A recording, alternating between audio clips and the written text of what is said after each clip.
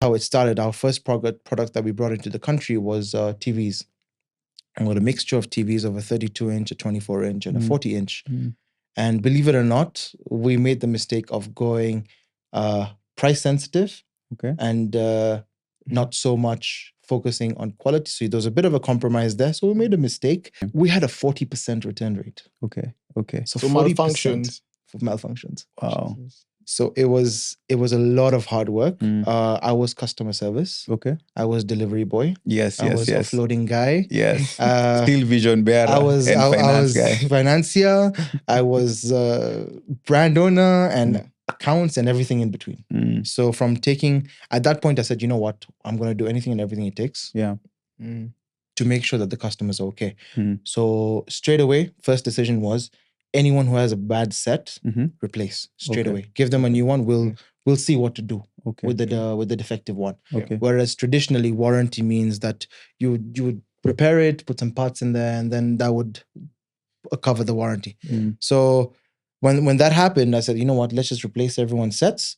And we'll deal with the rest later. Okay. And I think that brought a level of comfort, but that also meant picking up customer service calls at 2 a.m. Oh my gosh. And my partner's looking like, have you not stopped? I'm like, no, this one, I cannot let it go. It doesn't matter what time it is. We still need to have our customers' backs.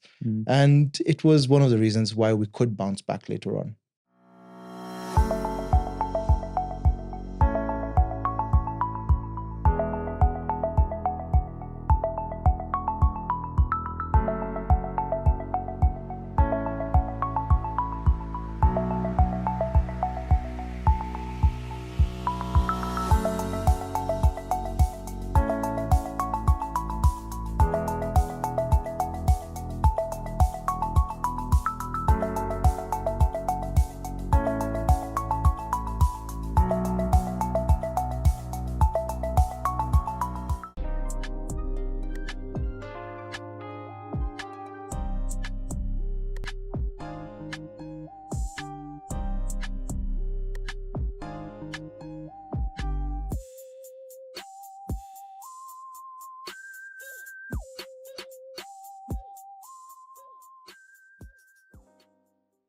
Hello, champions. Welcome back to another episode of Chapter Champions, where we get to bring you amazing entrepreneurs, not just here in Kenya, but in Africa as well. So today we're joined by an amazing founder, an amazing entrepreneur, and more recently now, even a manufacturer. Umesh, the founder of Vision Plus. So welcome so much to the show. We can't wait to just get to know you more and the business you're building today. Thank you. Thank you for having me. It's a very exciting opportunity, and I'm glad to be here and talk about our journey. Awesome. Nice. So usually begin with a very interesting question, which is how would you introduce yourself today? And also if you can tell us one life quote, one business quote that you sort of like live by. Wow. How would I introduce myself today? I think you've done quite a good job at it. But yes, Umesh Bhojwani, the founder and managing director of a Kenyan brand called Vision Plus. So Vision Plus was founded in 2016, but we only started trading in 2017. Predominantly out there to be the brand for the people. That's how the journey started. And I still am on that journey, and I still believe that we have a long way to go. And our ultimate goal is to become the valued brand of choice. People always ask me, what do you mean by brand of choice, and why did you choose Vision Plus? So I always answer and say, well, brand of choice is in that crowd of people. If our consumers actively and knowingly choose our product over the other, then we have achieved our mission, because then now they're actively choosing us for the value that we bring. And Vision Plus, because we set out I had a vision of building a brand. That's why the name Vision. And the plus is because you always wanted to be more. Just be more than a brand, not just a brand, but bring you more value, bring you your trust, and change the narrative that Kenyan brands cannot be trusted. So that's how the whole journey started. And if I may say, if there's a life quote or something that I do live by, is twofold. One would be, you don't know until you don't try. And that's what got me into the brand anyway. I had to try. The point that I was at in my life was, you know what, just give it a shot and give give it your best shot. And Vision Plus was born. And that's how I started it.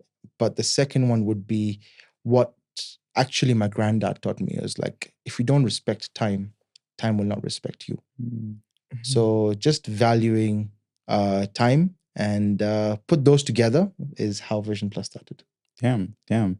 And just going through your bio, and it's really interesting to see you studied BCom, Bachelor of Commerce, and Bachelor of Business Management all the way in Curtin University in Australia. Then went on to work for, I think it was Fujifilm and Xerox. Yes. And then you ended up founding a company in e-commerce, in manufacturing, retail. So like, how did that happen? Maybe you can just walk us through that journey. Wow, it's actually a very funny story. I set out and dropped out of school in 2006. So straight out of O levels. I never wanted to do business. Okay. Weirdly enough, my passion lied in aviation. Now, to become a pilot, you did not need you did not need A levels. You just needed O levels, and then you would go on to do a specialized course within that field. Of course, all of that changed very, very quickly. I set out to do management and marketing in Australia. Worked there. The reason that I wanted to work there was just to get some sort of corporate experience. Okay. And then I came back and joined our family business, which was still based in electronics. Okay. So probably picked up some from my ancestors there. And then in 2016, I said, you know what, Dad, we need our own Kenyan brand. And of course, he didn't believe that the Kenyan brand side of things would be a success. So we deferred on our parts. And I said, you know what, it's fine. Let me just embark on this journey. And that's where it all started. And starting from TVs, then we moved into some audio. And later on, you talked about e-commerce. And e-commerce, literally, the thought of e-commerce, I would say, again, if we compare it to our own website, that was launched during COVID. Okay. But when we first launched, our biggest partners were e-commerce marketplaces in Kenya. And that's how we really picked up a lot of traction very quickly. Okay. Interesting. I feel like we need to double down on that point because I found it quite interesting, and many people don't actually know it. But you, as Vision Plus, actually like manufacture your own TVs and sell to the market as a brand. Because when you're doing even like contacting you for the show, I thought you're like a reseller for some of these brands which people know, but turns out you're doing the hard job of actually sourcing for the material, putting them together, putting in the software and delivering a ready product to the consumer. So just tell us why you decided to go that route in 2017. What was your first product? Was it successful or not? How did the market receive it? And where are you now? Yeah, it's funny because I think for me, it's just another day, but I sometimes forget that people don't know the story of Vision Plus. And Vision Plus is a homegrown Kenyan brand. So it started off from me drawing the trademark and logo on a piece of paper, putting it to life, designing the packaging in Kenya, actually hand-picking every single specification that would go into the product, and then contracting factories across in China to be able to customize that for our market. Vision Plus started with the promise of Count on Us. Count on Us literally was to build that level of trust that we embarked on, as I said before, to be a brand of choice. So that's how it started. Our first product that we brought into the country was TVs. And with a mixture of TVs of a 32-inch, a 24-inch, and a 40-inch. And believe it or not, we made the mistake of going price sensitive and not so much focusing on quality. So there was a bit of a compromise there. So we made a mistake and we had a lot of returns. Oh, really? Oh, God. That first year was a mess. Oh, gosh. Okay. So I started off with, building this trust. But now guess what? The first consignment comes in. And of course, as I said, it was give it your shot. Okay. I didn't have every bit of knowledge about the industry and what product was there. And we made some mistakes in terms of the spec that we selected. And that sort of blew up in our face the first year. So it's like, oh my God, what are we going to do now? Were you feeling like, oh shit, my dad was right? Yeah, I was like, at some point it did cross my mind, but it came to a point, it's like, no, you know what? You gotta fix this. So and that translates all the way up to today as well. So when that episode happened, and just that time since 2017. So like, what were consumers saying? What are they like? What are the issues you faced that time? we had a 40% return rate. Okay. So, So 40% malfunctions. for malfunctions. Wow. So it was a lot of hard work. Mm. I was customer service. Okay. I was delivery boy. Yes. I was Yes. offloading guy. Yes. Uh, Still vision bearer. I was and I finance was guy. financier. I was brand owner and Yeah. accounts and everything in between. Mm. So from at that point, I said, you know what, I'm going to do anything and everything it takes Yeah. to make sure that the customers are okay. Mm. So straight away, first decision was anyone who has a bad set, Mhm. replace straight Okay. away. Give them a new one. We'll see what to do Okay. with the defective one. Okay. Whereas traditionally, warranty means that you would prepare it, put some parts in there, and then that would cover the warranty. Mm. So when that happened, I said, you know what, let's just replace everyone's sets, Mm. and we'll deal with the rest later. Okay. And I think that brought a level of comfort, but that also meant picking up customer service calls at 2 a.m. Oh my gosh. And my partner's looking like, have you not stopped? I'm like, no, this one, I cannot let it go. Mm. It doesn't matter what time it is. We Mhm. still need to have our customers' backs. Mm. And it was one of the reasons why we could bounce back later on. Damn. Dealing with returns, the first year, you said over 40%. Yeah, 40%. But like, looks like you treated these customers really well. You got their feedback and you changed. So what are some of the changes you made to the subsequent models? And when did you see that uptick? Because you mentioned started with 100 and then 400% year-on-year growth, which is impressive. So what yeah, so changed after that? the first year was, as I said, super tough. But as long as we solve the customer's problem, and one thing that I said that I would never do is lie to the customer. Just be honest. There's a problem, accept it, but just tell them that doesn't matter what will happen. We're here for you, Yeah. and this is where you can find us. Mm. So took in all of the market feedback. These are the mistakes that we made. In fact, it's one of our core values today. It's called continuous improvement. Okay. And the team 7 years down the line, because of that experience, I would say the day we say our product is perfect is the day that we'll actually be on a decline. Yeah. So always learn from your mistakes and continue to improve that product Yeah. in the most minute way possible. So baby steps. Keep making sure that you're taking in customer feedback and implementing the changes that you can within that period. And if you can't, make sure you always have it in the back of your mind, because when you can, then you should do it. Yeah. Yeah. And this is now 2017. So still Umesh is doing majority of these things. Right. Yes. So at what point did you start bringing in new team members? At what point was the demand so much and you realized I'll just burn out if I do this by myself? So 2017, honestly, burnout was never on my mind because it was so busy and I embarked on the journey of building a brand. And I knew that it came with a lot of sacrifice.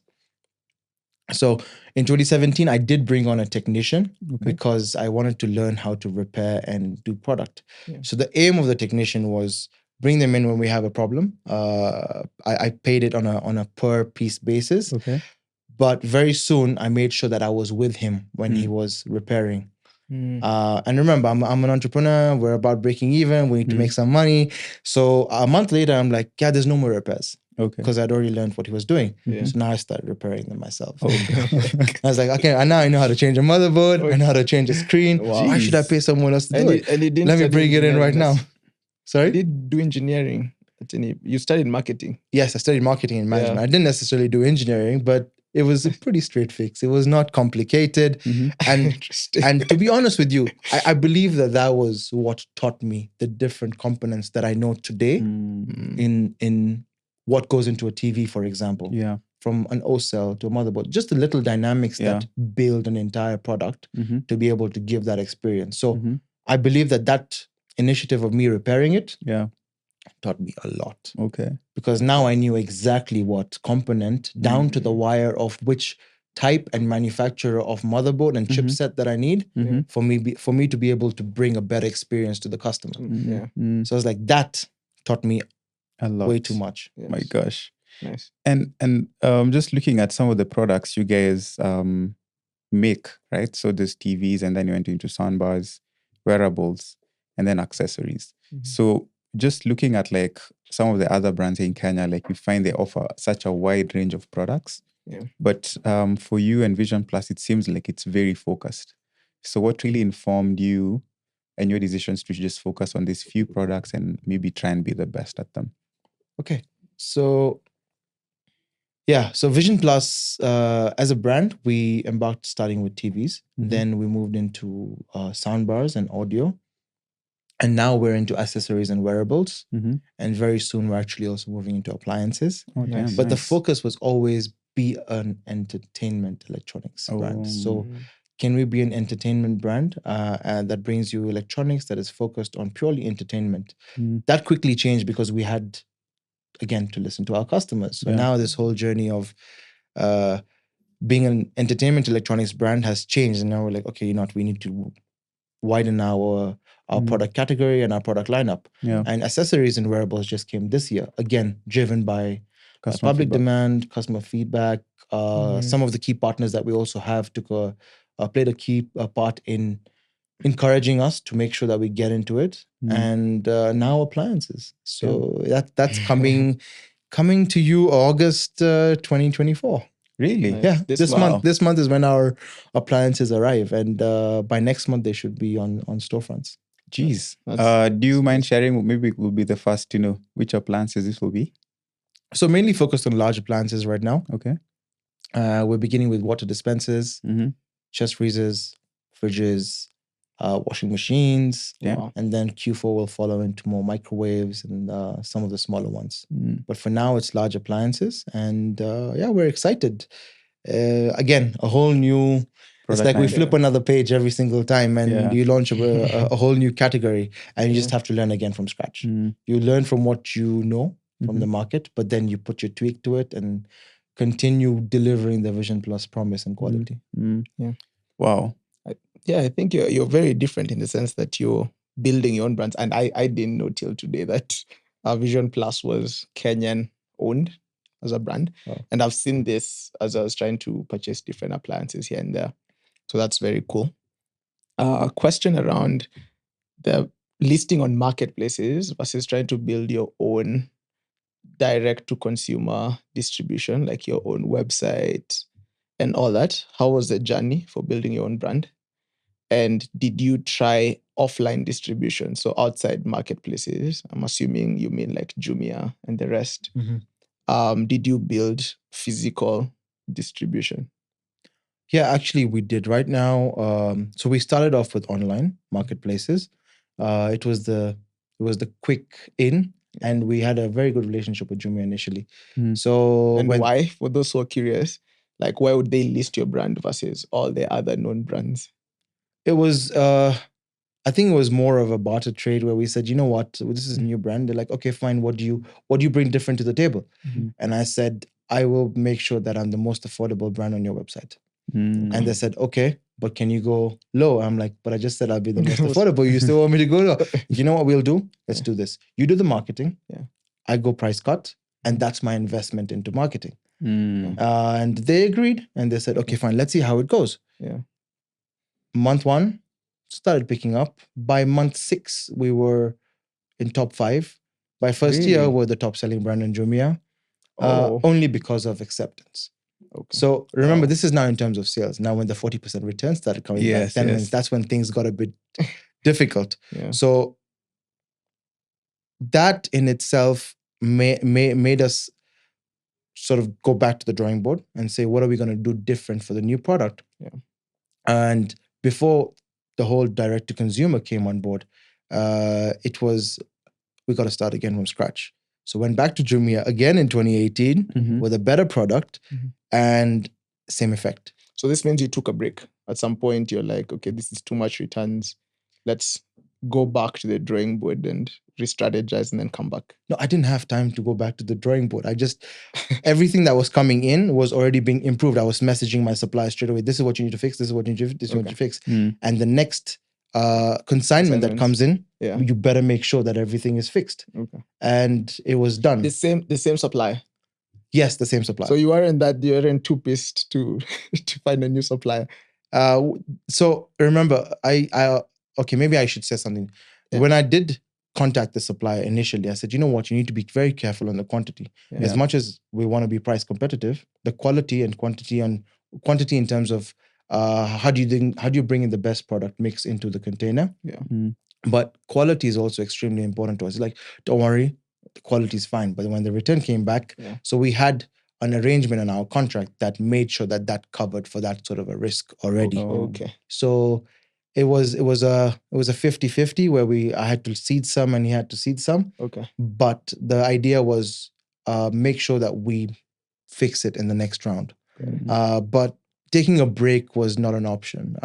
More so because of the situation I was in, and like on a family situation and personal level. Yeah. So actually failing was never an option Yeah. because it had to be me, and I was the only breadwinner in the entire house. So it had to be a whole restructuring in 5 or 10 days before you could go at it again. Yeah. It either works or it works. Yes, it's either work or you better make it work. Yeah.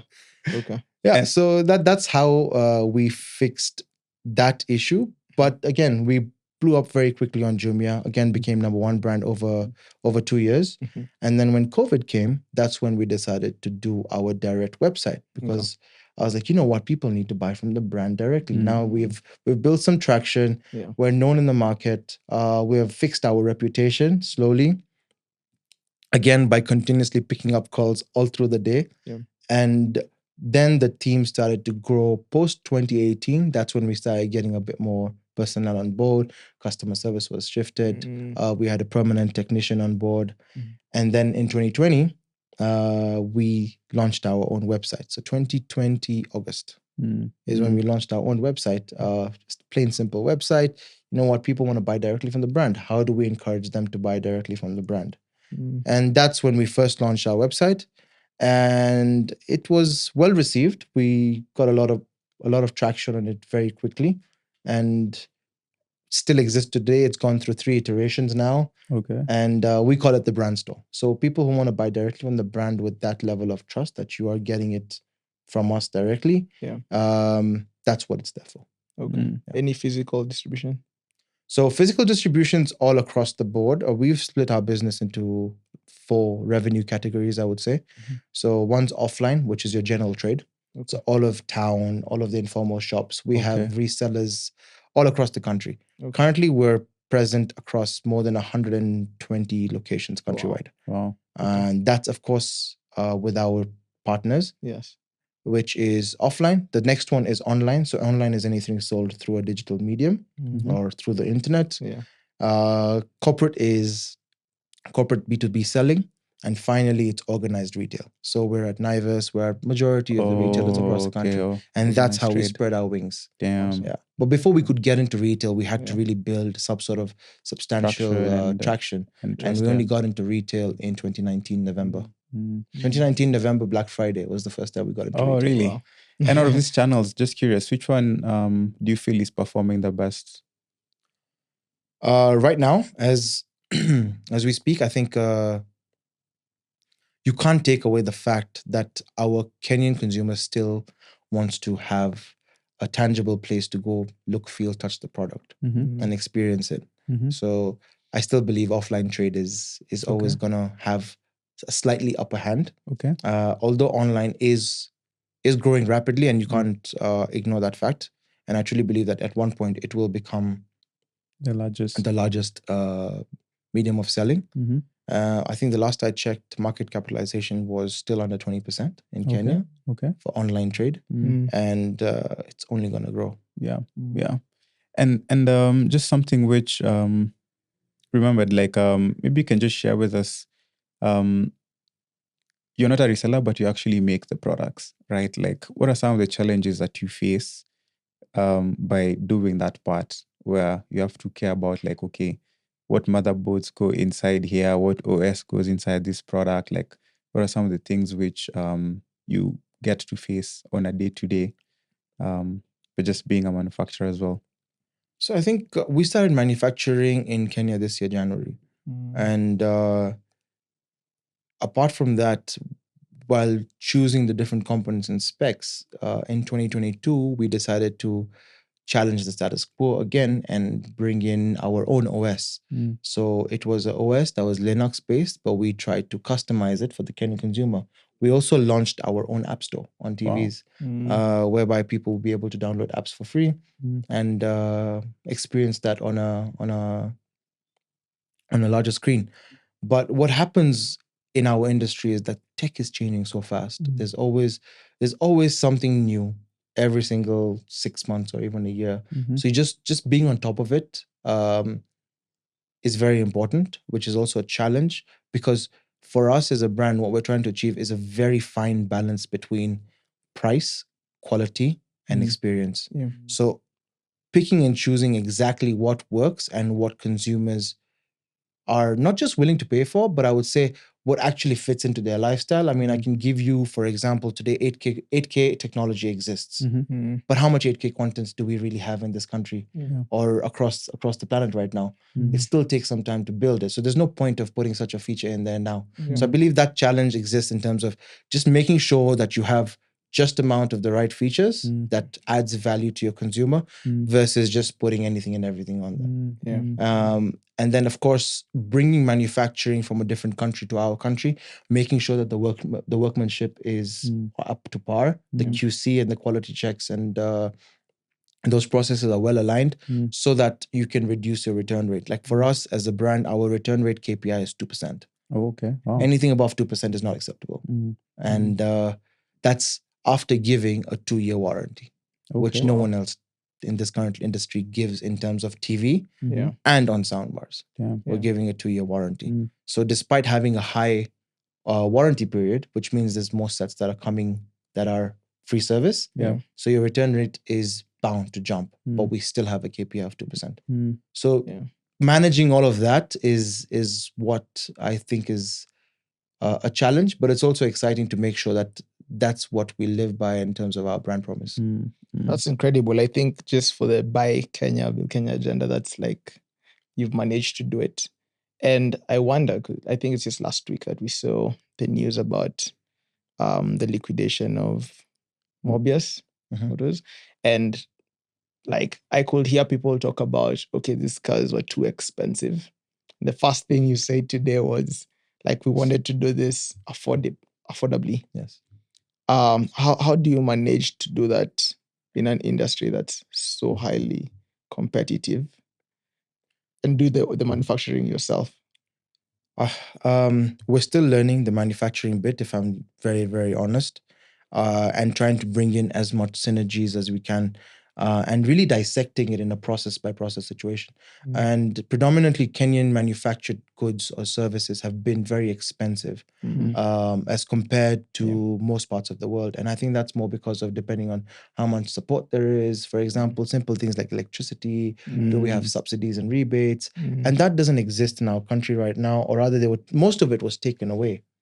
I think that posed a lot of challenges. You mentioned Mobius Motors.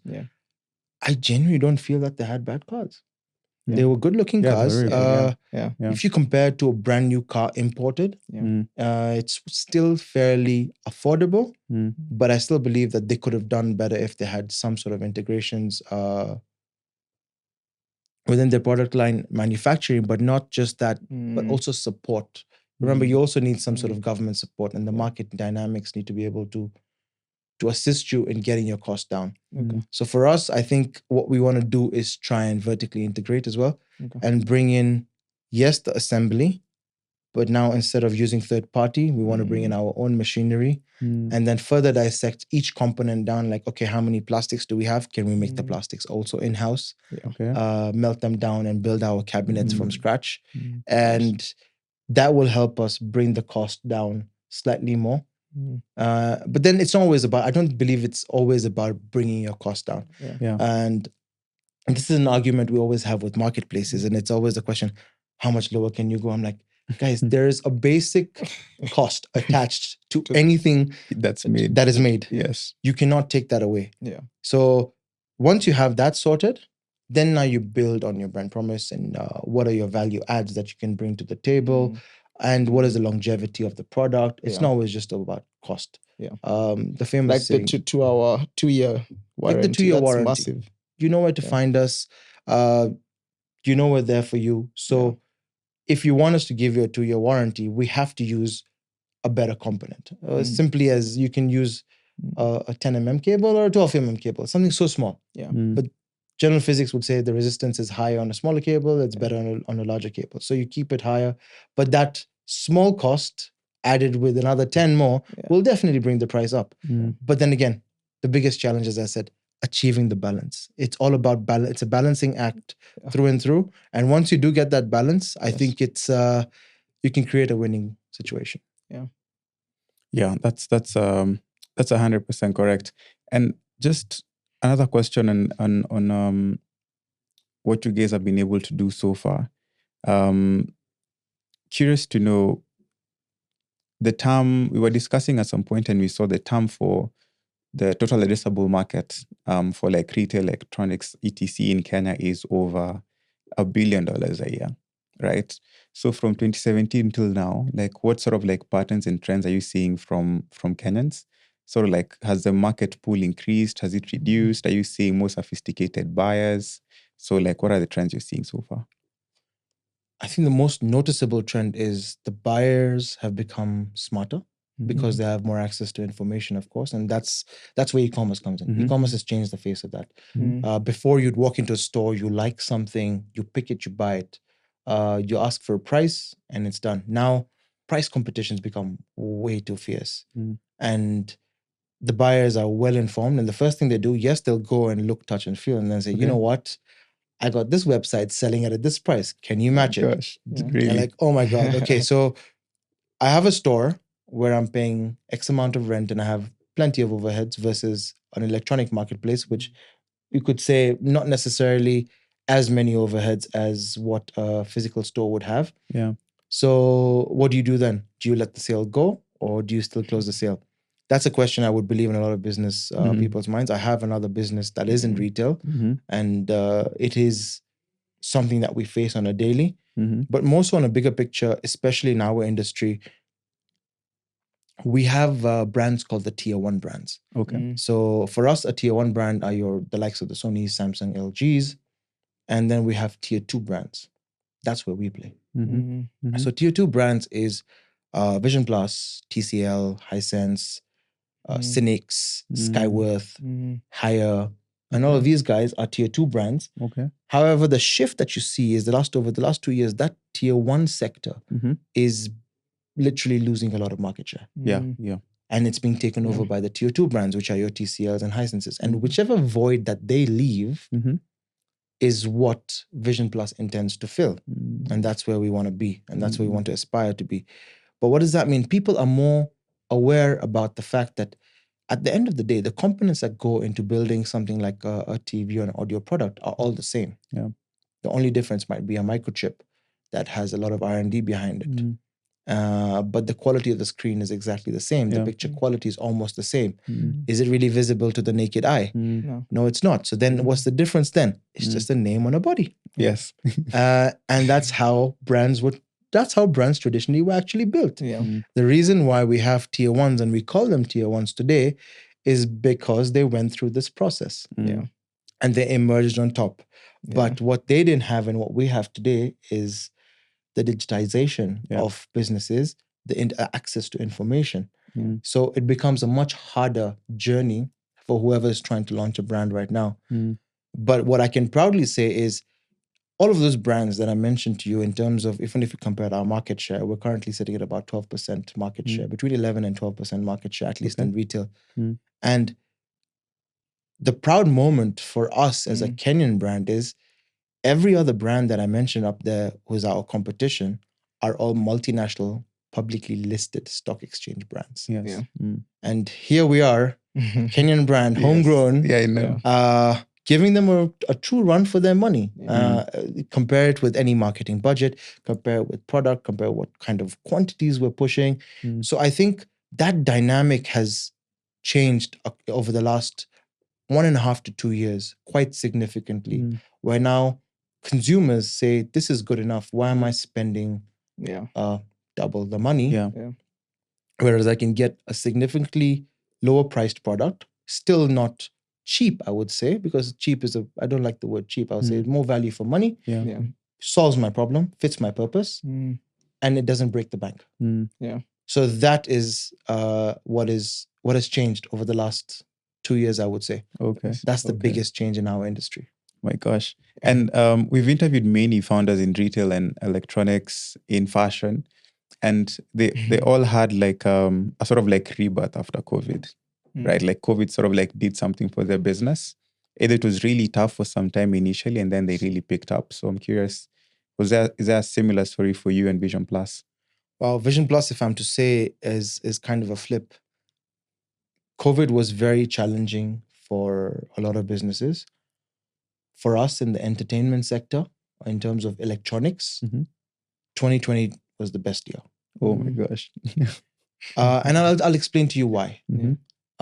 Kenyans and Africans per capita spend a lot of money on entertainment. Mhm. That's where we spend most of our money. And this is a fact. That's true. So when everyone's at home, they have no entertainment.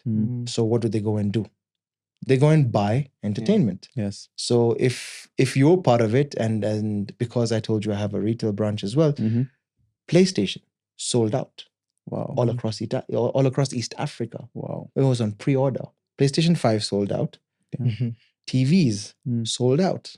Crazy. And funny story for us is when I heard that we're going for a lockdown, I was like, you know what?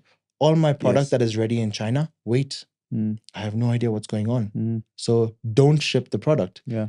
And a month later, my warehouse is empty. Wow. I have nothing. Yeah. Wow. 2020 was our best year. Damn. You can't Weirdly satisfy enough. demand. So we No. should have told them to bring everything. In hindsight, I was kicking myself in the head and saying, guys, why did I not ship this? Because I thought, hey, hang on, we're going to go on a lockdown. So what's going to happen? Yeah, people can spend. And people sold out 3 years worth of stock, which was Wow. probably dead stock in Wow. that year as compared to any other year. So 2020, for guys in electronics, Yes. I can tell you for a fact, Yes. was a very good year. But then came 2021. Okay. Now that's when we felt the real effects. You see, 2020, no one knew what was happening. There was still disposable income. People were spending on entertainment for in-home. So gaming, TVs, any kind of entertainment, music. But in 2021, the economy hit a snag and people started losing jobs. Yeah. So disposable income completely dropped. Yeah. And that's when we started feeling the effects of COVID. Mm. So the rebirth that you talked about for others came within that year. But for us, it had to come later. I see. So we enjoyed the rewards of People being at COVID home. and people being at home. And of course, no one wanted to be home, but it was unfortunate. And it was a good year for us.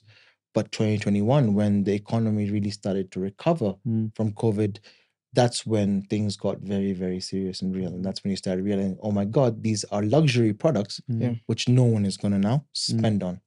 So it's sort of I don't know whether to call it a balancing act, where one year was extremely good and the other year was extremely bad. So that's where we had to sort of go back and say, okay, now what are we going to do? Can we shift the dynamic? Okay. And one of the steps that we took was the website, actually, because physical stores were not selling. Okay. And that's when we launched our brand store between 2020 and 2021. And for us, if we're talking about rebirth, and because you're asking, our rebirth actually is going to be 2024. Oh, So in 2024, we have it's going to be a new beginning for Vision Plus, only because we've evolved from a brand that only used to be in TV and audio, and we're known for our TVs. Yeah. And our entire brand portfolio had 15 SKUs. Okay. Okay. And that's too little for a brand that's been around for 7 years. Yeah. This is our 8th year running. And this year, by March, we launched 25 new SKUs. By this year, December, we're launching another 25 SKUs. So all of a sudden, from 15 SKUs in 7 years, we're going to 75 SKUs this year. 5x 1 year. Damn.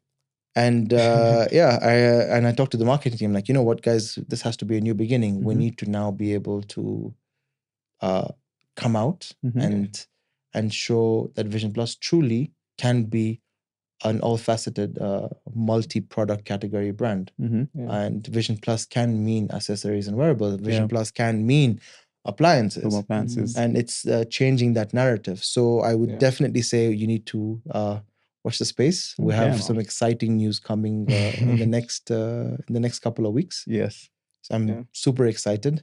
And as I said, it's always, you see, you launch a new category, it's always like a new page turning over. So it's a never-ending cycle of Yes. continuing to innovate, keep up with tech, but also keep up with market demand in public.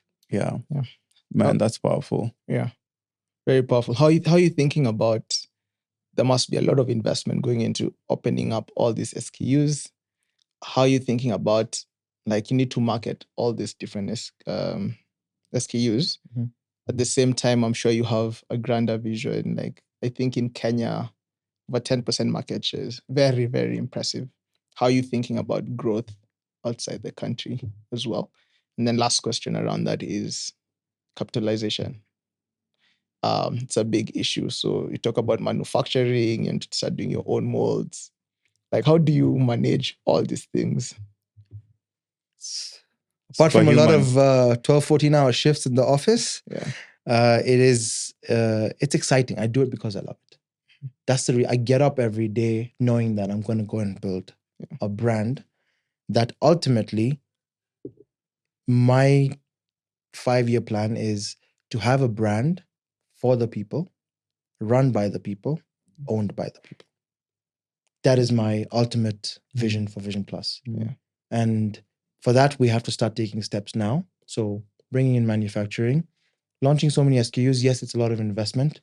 I think having a good marketing team, people who believe in your vision and can translate that into what we want to entice in our customers in terms of emotion is extremely important.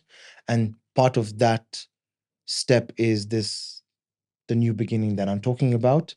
And it's a lot of hard work, but I do believe that as long as you have a clear goal in your mind and you know exactly what you want to translate and what emotion you want to entice for your customers, you're able to break it down into baby steps.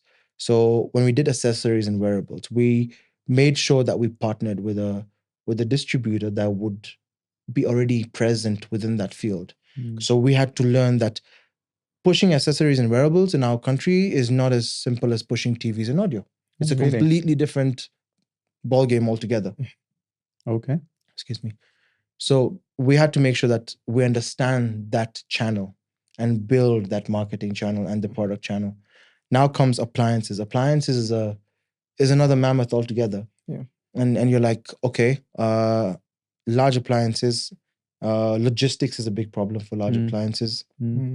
Making sure listing and fighting for space.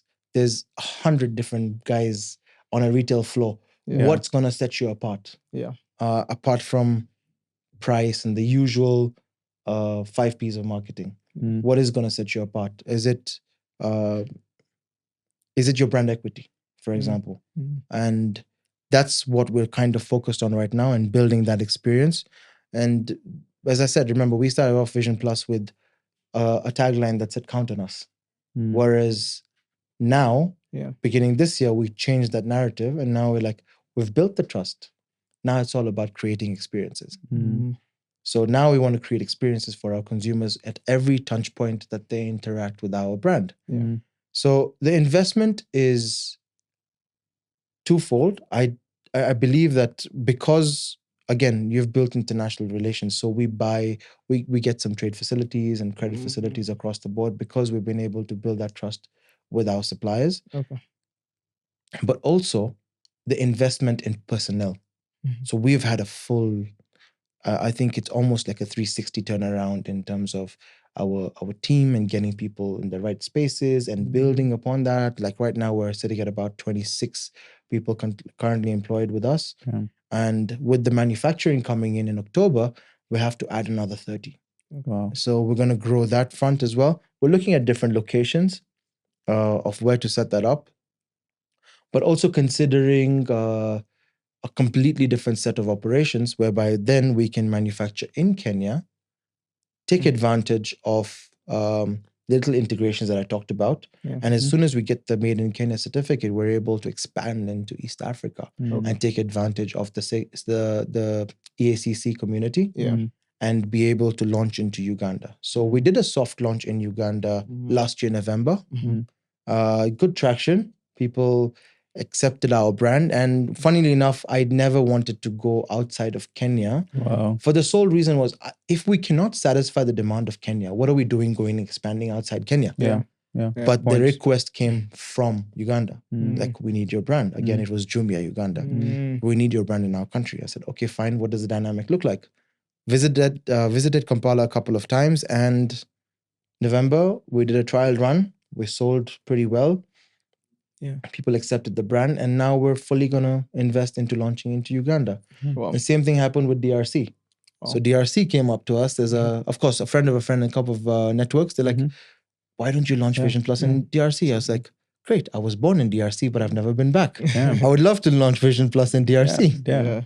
And so that's also on the cards. Okay. But how do we, again, make sure that we're not losing direction in terms of why Vision Plus exists? Yeah. Mm. So can we bring all manufacturing to Kenya, Mm. take Mhm. advantage of EACC, and then support the various countries from Yeah. Kenya? Yeah. Makes sense. So that's the longer term Yeah. plan. Yes, we do want to become the brand for Africa. Yeah. And beginning with small steps with our neighboring countries, and hopefully we can expand into Commercia eventually. Yeah. Slow but sure. Yeah, that sounds like a plan. Yeah. And well, on that point, just building Vision Plus so far, there's this interesting quote we saw where a retail company, if you think of a retail company, someone said a retail company is just a marketing company or like a brand that sells something. Yeah. So, like, how important is marketing to you? How much do you invest in it, and like, what difference does it make in the products you sell? To be honest with you, I think marketing is the difference between succeeding and failing. Wow. Preach. Marketing is, and Yeah. I'll give you an example. I come from a marketing background. Okay. But when I became an entrepreneur, I became so bogged down with the day-to-day operations and what we call, it's not a proud thing to be, but business as usual. Yes. You get so engrossed into the day-to-day operations, the financials, making sure the bottom line, the top line, everything admin, makes yeah. sense. Sometimes you're like, you have a brilliant product. And we learned this over the last 2 years. We launched a new series called Vibe Series, which is portable audio, Mm-hmm. getting into accessories and wearables. Every time we showcase our product to a consumer, you know what they say? Mhm. It's like, wow, that's a really good product. Mm. How much does it cost? This is the price. Like, damn, I didn't even know this. Yeah. I didn't even know you guys do it. Mm. And that to me is, okay, Umesh, well, you're not marketing your brand enough, and you need to make sure that we get out there. Yeah. People need to know more about what Vision Plus is, who we stand for, Yeah. and what products we bring to the table. And hence why, again, creating experiences. Mm. It's very difficult to buy a home theater system by looking at it on a page or just looking at it on a shelf. You want to hear it. Mm. So once you get to experience the product, Yeah. that's when you're able to say, oh my God, Yes, I okay, this need is that. I want actually a pretty good product.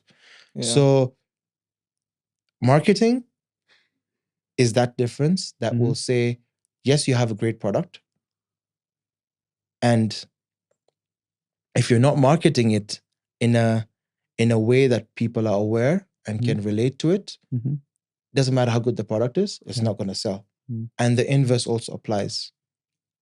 Even if you have not such a good product, but your marketing is on point, Yeah. It will actually. you will sell. Oh Yeah. my gosh. So I cannot stress how important marketing is. Mhm. We are definitely taking a lot of steps now, bringing in actually our marketing in-house as well. Mhm. And a lot of personnel changes. We have a new marketing manager who's joined us. And yes, it's been a roller coaster of first 2 weeks. He just joined us on 1st of August. His name is Kai. Mhm. And the first 2 weeks have been immensely crazy as to how much we got to get executed before Okay. our due beginning, Yes. which yes. is happening next month. Okay. It's Friday the 13th. Oh damn. Some you people got might not like it, You but it got is what it is. Yeah. Lucky for some, unlucky for others. So Friday the 13th is a date to watch out for. Mhm. There's a whole new shift coming. Okay. And it's just got to be all guns blazing from then on, and mainly focused on the various ways that we can bring product to our consumers and have them interact with it for them to understand value. Mm. And for me, that is what marketing will do. Damn. It was a great time for the retail and very good timing. Yeah. Very good Yeah. time for retail. Mm. Black Black Friday Friday's is coming coming up. up. Monday. Yeah, And so it strikes the Monday, holidays as Techtober's well. coming up. Oh, Yeah. Techtober. Yeah, that's a Techtober, good so- one. That's a good And we one. also Yeah, turn good 8 in time. December. Oh my gosh. So our birthday is 26th of December. Boxing Day is our birthday. Damn. Nice. Damn. Yeah, I count it as our birthday because that's the first order we ever got. It was on 26th of December. Oh gosh, you remember. Yeah. I can't forget that. The first, The first order. order, I'm like, yes. Now we're in business. Yeah, now we're on. Oh my gosh. I think it's been really great having you.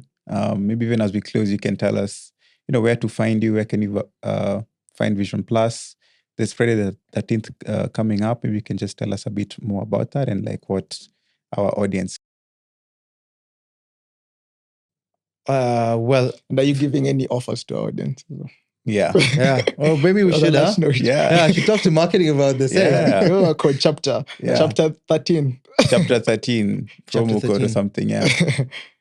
Yeah. I think that's something we can definitely organize. I'll get that ball rolling actually. Yeah. You can find us on our social media pages. Our HQ is located in Parklands. Okay. Social media pages on Instagram and Twitter, TikTok, as well as Facebook. And do watch out for our YouTube page because there'll be a lot of announcements there on Friday the 13th. Okay. But our offices are located in Parklands and our distribution center is in Babadogo. Mhm. You can find me on LinkedIn, message me. I will always try and respond as much as possible. And yeah, so for the audience that are loyal to us, our loyal customers that are there, they will also have some invites for that particular event. Okay. Nice. And maybe we could do something with Chapter as well. Yeah. And Cool. maybe have that conversation away from here Yeah. and see what we can do. But it's been great chatting with you guys, and I'm excited as to what the future holds in terms of Vision Plus. Expect almost 360 change in how we do things, but still staying true to what we want to be. Still want to be the brand of people, the brand of choice. Mm. Keeping in mind that whatever Vision Plus brings to the table or has brought to you Mhm. for the last 7 years, it will bring you the same, if not better. Fantastic. Wow. It's amazing. Yeah. All right. Thank you so much, Umesh. I think that's all for today, folks. Stay tuned for more episodes just like this one. Yeah. All right. Cheers. Take care. Great. Thank you, guys.